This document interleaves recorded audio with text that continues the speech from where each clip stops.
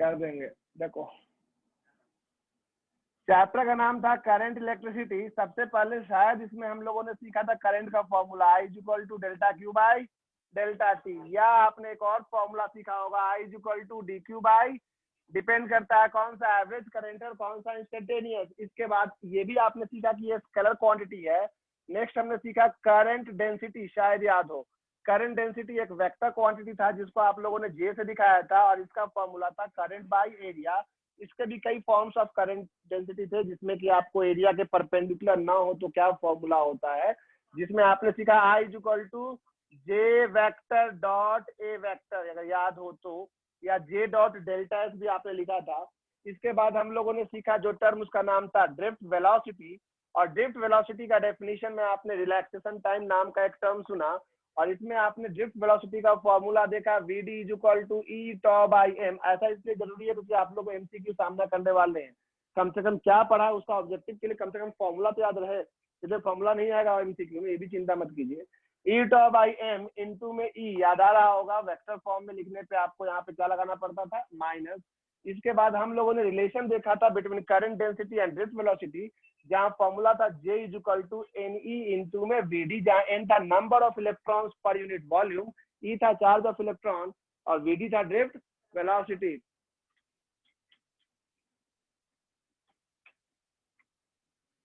Thank you.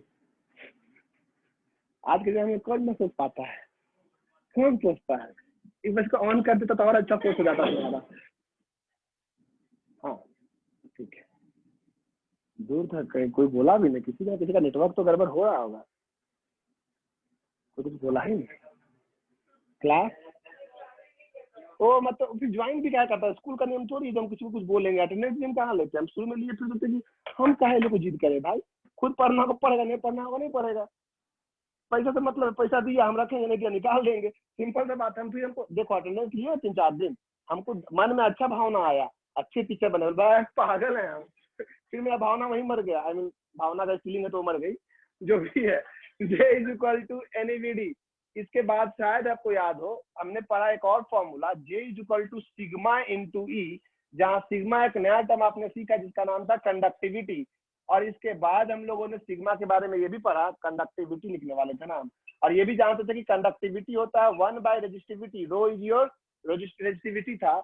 और इसीलिए आप यहाँ से ओम्स लॉ निकाल लिए थे V इक्वल टू IR, जहाँ R था आपका रेजिस्टेंस, और आपका एक फॉर्मूला पिछले क्लास हुआ R equal to rho L by A, जिसमें आपने अपने क्लास 10 के नॉलेज को परखा था। यहाँ तक यही किए हम लोग, चैप्टर में कुछ खास नहीं हुआ, बस इतना ही हुआ है, लेकिन इतना ही में काफी कुछ फॉर्मूला आया है जो कि आप भूले ना तो अच्छा होगा आपके लिए। कब तक नहीं भूलना है, जब तक एग्जाम है, बस उसके बाद तो बाहर में जाइए, क्या मतलब है कि नहीं। तो आपको इतना कुछ हो चुका था। रो क्या था याद आ रहा है, रो था रेजिस्टिविटी। जो जितना अच्छा कंडक्टर होगा उसका कंडक्टिविटी उतना हाई होगा, रेजिस्टिविटी उतना ही लो होगा। ये सब जानते हैं 10th क्लास में कंडक्टिविटी और रेजिस्टिविटी के बारे में। गुड कंडक्टर का कंडक्टिविटी हाई होता है और बैड कंडक्टर का रेजिस्टिविटी हाई होता है। रेजिस्टिविटी वर्ड ही बना है रेजिस्टेंस से। ये भी बातें हुई थी उस दिन कि रेजिस्टेंस तो काफी चीजों पे डिपेंड किया है, रो पे, एल पे, ए पे, लेंथ पे, एरिया पे, लेकिन ये जो रेजिस्टिविटी है तो कोई मतलब नहीं है कि आपका वायर का लेंथ ज्यादा है वायर का लेंथ कम है, ये एक ही चीज पे डिपेंड करेगा और वो है टेम्परेचर पे। अगर कॉपर वायर चाहे आप इतना छोटा ले, चाहे इतना बड़ा ले, चाहे इतना मोटा ले, अगर सब वायर कॉपर का ही है तो सबका रेजिस्टिविटी क्या होगा, सेम होगा, लेकिन रेजिस्टेंस सबका अलग अलग होगा। तो रेजिस्टिविटी मटेरियल बदलने पे ही बदलेगा, और एक ही मटेरियल का रेजिस्टिविटी एक ही रहेगा तब तक जब तक कि सबका टेम्परेचर क्या है, सेम है। टेम्परेचर में चेंज करने पे कौन बदल जाएगा, आपका रेजिस्टिविटी बदल जाएगा। तो हम पिछले दिन आपको कुछ हेडिंग लिखवाए थे ना, तो आज टेम्परेचर डिपेंडेंस ऑफ रेजिस्टिविटी। अब ये जरूरी है आपको सीखना, भले ये टॉपिक शायद स्कूल में इग्नोर हुआ हो, शायद इसलिए बोले सिलेबस में कम सवाल इससे दिखता है इसलिए। तो टेम्परेचर डिपेंडेंस ऑफ रेजिस्टिविटी, उस दिन हम समझाए थे कि टेम्परेचर बढ़ाने पर क्या होगा। अच्छा यहाँ पे एक टर्म आपको याद होगा, आप भूल भी गए होंगे इसलिए हम आपको याद दिला रहे हैं रिकैप के नाम पे। ये जो टॉ है टी के जैसा, इसको हम लोग कहते हैं रिलैक्सेशन टाइम। जब कोई इलेक्ट्रॉन किसी कंडक्टर में मूव करता है under the influence of electric field. Obvious सी बात है कि आप इसको बैटरी से जब कनेक्ट करोगे तो इसके अंदर एक इलेक्ट्रिक फील्ड प्रोड्यूस होगा और सारे इलेक्ट्रॉन इसके अपोजिट डायरेक्शन में भागना चाहेंगे तो बार बार टक्कर होगा लैटिस से यानी पॉजिटिव चार्जेस से। और उस टक्कर के चक्कर में एक इलेक्ट्रॉन जब एक टक्कर खाया फिर दूसरा टक्कर खाया तो दो लगातार टक्कर के बीच में जो उसको आराम करने का समय मिला, बस वही टाइम को हम लोग कहते हैं कौन सा टाइम? Relaxation time. तो पिछले दिन हम लोग बात कर रहे थे कि अगर हम टेम्परेचर बढ़ा दे तो क्या होगा कि जो कॉलिजन होता है, टक्कर जो होता है, वो पहले की तुलना में और जल्दी जल्दी होगा। सेम कारण है। कारण ये है कि टेम्परेचर बढ़ाने पे आप कौन सा एनर्जी उसको प्रोवाइड करते हो? Thermal energy. और थर्मल एनर्जी किसमें कन्वर्ट हो जाता है? काइनेटिक एनर्जी ऑफ इलेक्ट्रॉन्स में। और इसकी वजह से जो टक्कर पहले आराम से हो रहा था, जो भी रफ्तार था उसका, वो रफ्तार बढ़ जाएगा। टक्कर अगर जल्दी जल्दी होगा तो दो लगातार सक्सेसिव कॉलिजन के बीच का टाइम रिड्यूस कर जाएगा, यानी कौन सा टाइम अपने आप कम हो जाएगा? हम उस दिन लिखे होंगे इसमें कम, ऐसा लिखे होंगे हम कि रिलैक्सेशन टाइम अगर कम होता है, बाकी चीजें तो कांस्टेंट है, अगर ये कम होता है तो इसका सीधा इम्पैक्ट किसमें पड़ता है? ड्रिफ्ट वेलोसिटी पे। और ये भी क्या हो जाता है? कम। अगर आपका ड्रिफ्ट वेलोसिटी होता है कम लेकिन नंबर ऑफ इलेक्ट्रॉन पर यूनिट वॉल्यूम और इलेक्ट्रॉन फिक्स है तो इसका सीधा इम्पैक्ट पड़ता है करंट डेंसिटी पे और वो भी हो जाएगा कम। करंट डेंसिटी अगर आपका कम होता है तो इसका सीधा इम्पैक्ट पड़ता है सिग्मा पे, जो कि क्या हो जाएगा? कम। और सिग्मा अगर होता है कम तो इसका जो रेसिप्रोकल है रो, ये हो जाएगा ज्यादा। और इसी पे आपको बात उस दिन हुआ था कि टेम्परेचर बढ़ाने पे कौन क्या होगा, वो सीधे सीधे देखा जाए तो ये समझ में आता है कि टेम्परेचर बढ़ाने पे कौन बढ़ जाता है? रो, यानी रेजिस्टिविटी इंक्रीज करता है। किसका? कंडक्टर का। यही बातें हुई थी। तो चलिए हेडिंग डालिएगा, टेम्परेचर डिपेंडेंस ऑफ रेजिस्टिविटी। डाल चुके हैं तो इसमें कुछ लिखने लायक तो है नहीं, सब कुछ आपके पास लिखा हुआ ऑलरेडी। ऑनलाइन वाले बच्चे भी कुछ बोलना चाहें तो आप व्हाट्सएप को तो बोल सकते हैं, हैंड रेज कर सकते हैं। आज कम लोग हैं, आप लोग भी 36 लोग हैं ऑनलाइन में, और यहाँ पे भी कुछ खास नहीं है, आज आप लोग टोटल कम ही है। आज आपके लिए खुशखबरी है, 3 मीटिंग होगा। आपको मन हो ना हो, ऑनलाइन वाले तो भाग सकते हैं, ऑफलाइन वालों को बैठना पड़ेगा। और कोशिश कीजिएगा कि हर दिन अब 3 मीटिंग होगा, यानी आपके पास भी आपके पास भी, क्योंकि हमारा कोर्स थोड़ा क्या है पीछे। खुशखबरी नंबर दूसरा, पहला वाला दोबारा याद कर ले। ऐसा कुछ नहीं है। खुशखबरी दूसरा ये है कि फ्राइडे क्लास आपका नहीं होगा। फ्राइडे क्लास हम नहीं ले रहे हैं, ठीक है? बर्थडे है नहीं, हम क्या बोले? बोलो बोलो, फिर से बोलो। सब मास्क पहन के रखो प्लीज, इतना शेर मत बनो, मास्क पहनो। अरे कुत्ता मास्क पहनो। ओ अच्छा अच्छा, हाँ, चश्मे वालों के लिए अलाउड है, चश्मे वाले मास्क हटा सकते हैं, चश्मे वाला। लेकिन इन लोगों को क्यों नहीं होता है? टेक्निक सीखो। अच्छा कोई बात नहीं, जिनके चश्मा ही का प्रॉब्लम है। नहीं नहीं, लालपुर में क्लास होगा लेकिन अगला वाला नहीं, क्योंकि राखी पड़ जा रहा है संडे को, थर्सडे को। उससे कोई मतलब नहीं, हम आपसे पूछ ही नहीं रहे हैं। आपको जाना होगा तो भी हम नहीं जाने देंगे। हाँ, परमिशन दे देंगे, कोई परमिशन तो इस थर्सडे को नहीं, कल ही ना थर्सडे को, अगले थर्सडे से।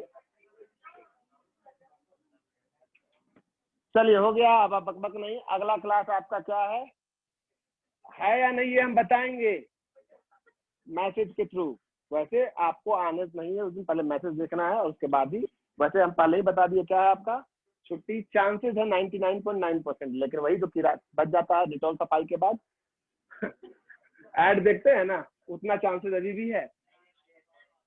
लिखिएगा, as the temperature of the conductor increases, as the temperature of a conductor increases, as the temperature of a conductor increases,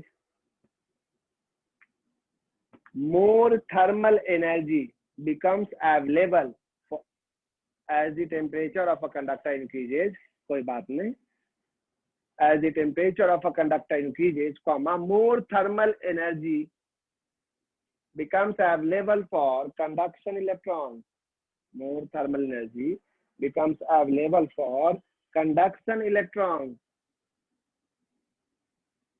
More thermal energy becomes available for conduction electrons.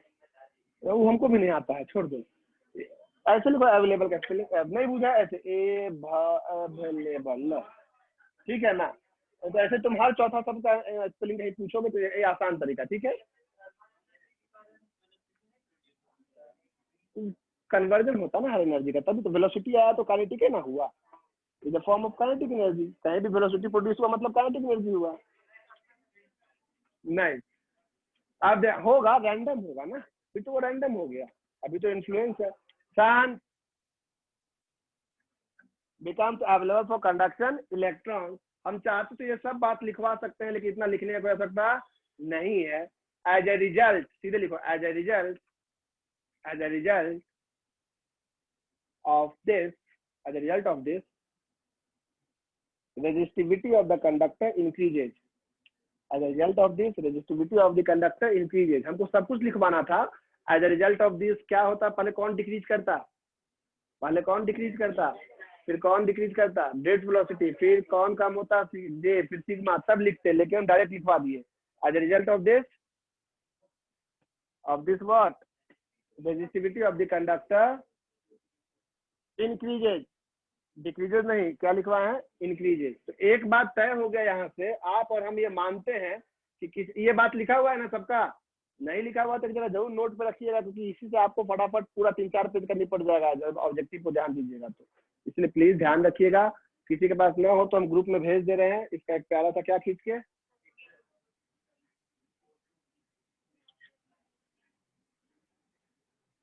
Online वाले बच्चे परेशान ना हो, बारिश की वजह से नहीं निकलेगा कि एसिड रेन था, किसी को कुछ भी हो सकता था।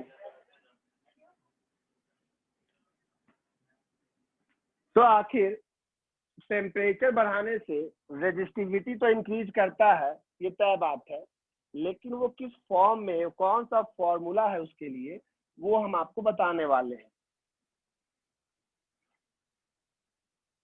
लिखिएगा, temperature dependence of resistivity, paragraph चिन्ह रखे, temperature dependence of resistivity can be given by the formula, temperature dependence of resistivity, temperature dependence of resistivity can be given by the formula, temperature dependence of resistivity can be given by the formula, formula के बाद dash. अब पूरा ध्यान board पर, नहीं तो समझ में नहीं आएगा।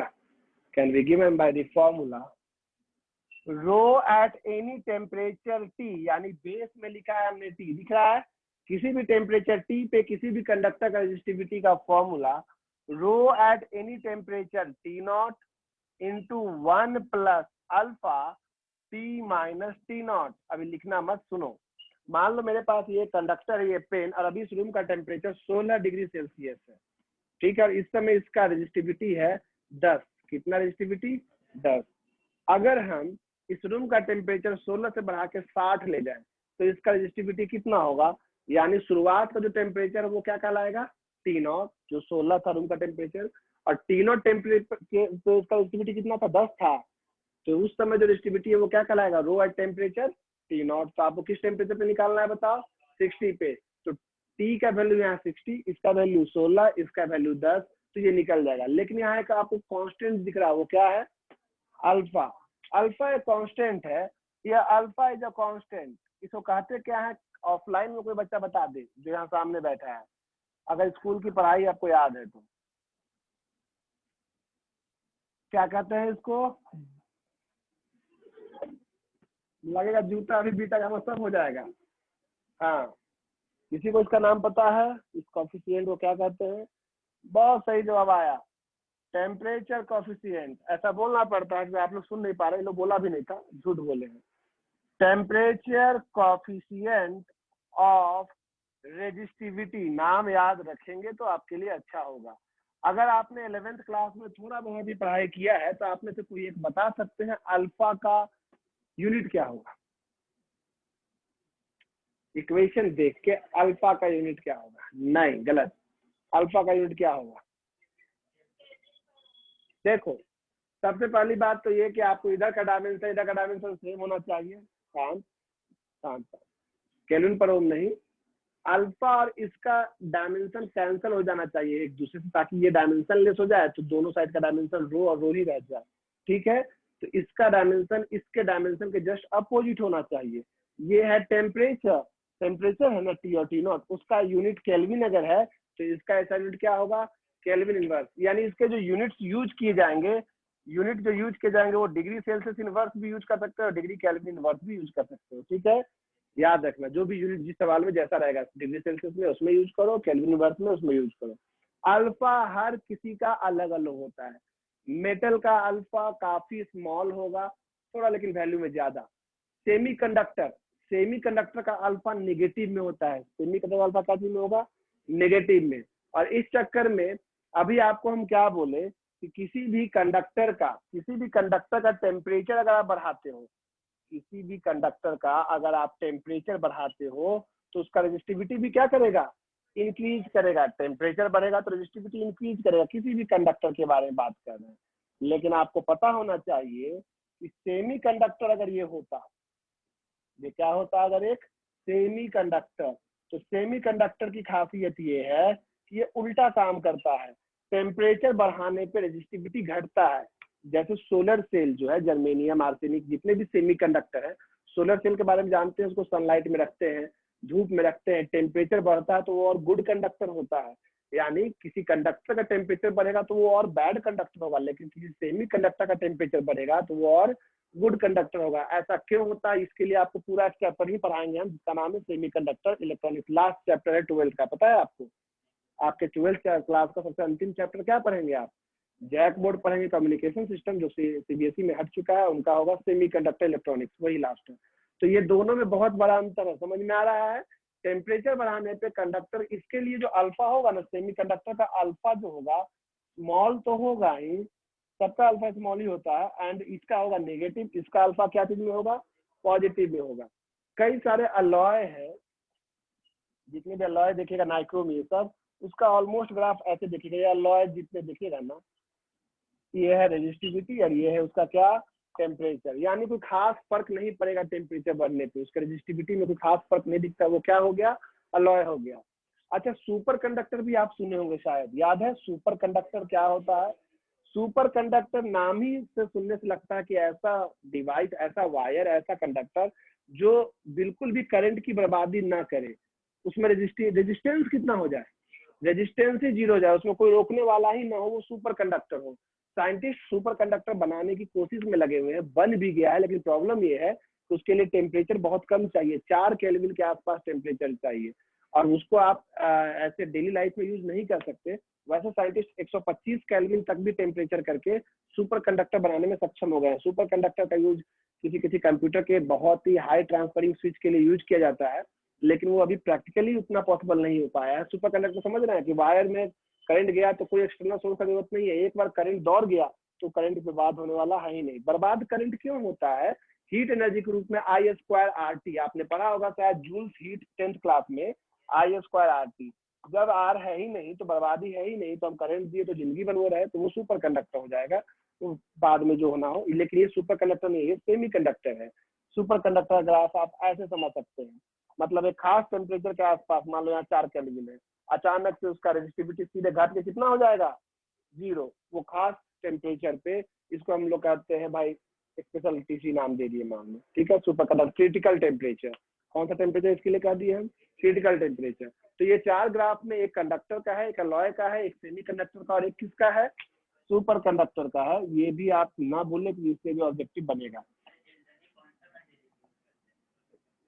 हर किसी को आप सुपर कंडक्टर बना सकते हैं, लेकिन जनरली अब कौन सा गैसियस एलिमेंट हम यूज करेंगे, Hg यूज करेंगे।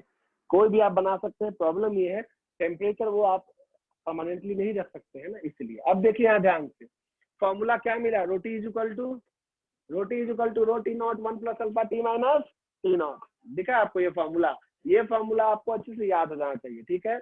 अब यहाँ देखिए, सिंस आर जो है आपका रेजिस्टेंस, वो डायरेक्टली प्रोपोर्शनल किसके होता है, रो के। Resistance R is equal to rho L by A होता है। अब जब रेजिस्टेंस रो के डायरेक्टली प्रोपोर्शनल है, तो क्यों ना यही फॉर्मूला अगर हम रेजिस्टेंस के लिए लिखना चाहें, तो R T is equal to क्या फॉर्मूला बन जाएगा, R T naught 1 + alpha T minus T naught. आपके पास आप एनसीईआरटी HCMS इंगेज कोई भी बुक हो, आप उसमें देखिएगा चार्ट या एक टेबल दिया होगा, उस टेबल में हर एक एलिमेंट या हर एक कंडक्टर का अल्फा का वैल्यू दिया हुआ होगा। अभी नहीं, वो घर में देखिएगा आप। कोई निकाल भी लिए क्या बुक? सिंगेज में शायद नहीं दिख रहा है हमको, सामने सिंगेज खुला हुआ।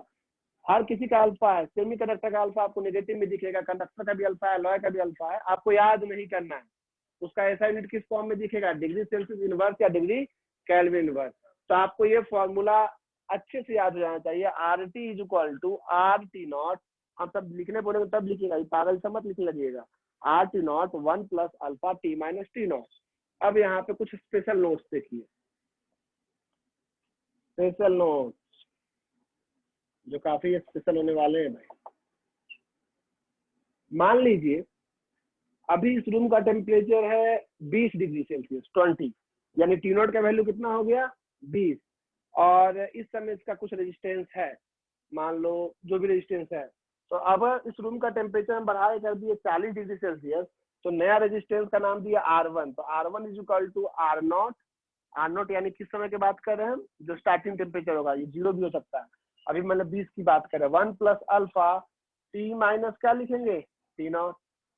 अब मान लो 40 के बाद हम बढ़ा के 60 कर दिए, वही वायर था, इसका 20 पे पता था हमको कितना है, रूम का टेम्परेचर 20 डिग्री सेल्सियस, इस समय इसका रेजिस्टेंस पता था, यानी हमें टी नॉट पता था और क्या पता था। अब इसका टेम्परेचर एक इंसान बढ़ा के ले गया 40, तो हम इसलिए टेम्परेचर ले गए हम 40 पे, T1 नाम दिए। तो उस समय जो भी इसका रेजिस्टेंस हो गया उसका नाम क्या दिए, कोई दूसरा इंसान उसी वायर को अब टेम्परेचर बढ़ा दिया 60 70, तो उसके लिए फॉर्मूला फिर से हम R नॉट 1 प्लस, चूंकि वायर सेम है तो अल्फा वही रहेगा, इस बार टेम्परेचर T1 के बजाय कहाँ पहुंच गए, और इनिशियल बेस लाइन आपका T नॉट ही है। Equation 1, equation number 2। अब यहाँ कुछ कुछ समझने की कोशिश कीजिएगा, अदरवाइज बहुत ही ज्यादा कंफ्यूजन होने वाला है, फिर बाद में हमको मत भूलिएगा। इस तरह से आप न्यूमेरिकल में अगर हम इन दोनों को आपस में माइनस करते हैं, R2 माइनस R1, तो क्या बनेगा, या आप डिवाइड भी कर सकते हैं, कोई बड़ा बात नहीं है। 2-3 तरीकों से फॉर्मूला हम लाएंगे, तो पहले जाए इसको लिख लीजिएगा, नहीं तो हमको जगह नहीं बचेगा। चलिए इतना ही लिखिए, पहले स्पेशल नोट्स के लिए हम ऊपर से काम करें, जल्दी लिखिए, तब तक हम मीटिंग को पॉज करें, रिकॉर्डिंग को। रिकॉर्डिंग ऑफ हो गया था, हम भूल गए थे, अगले मीटिंग में इसको रिकैप दे देते हैं।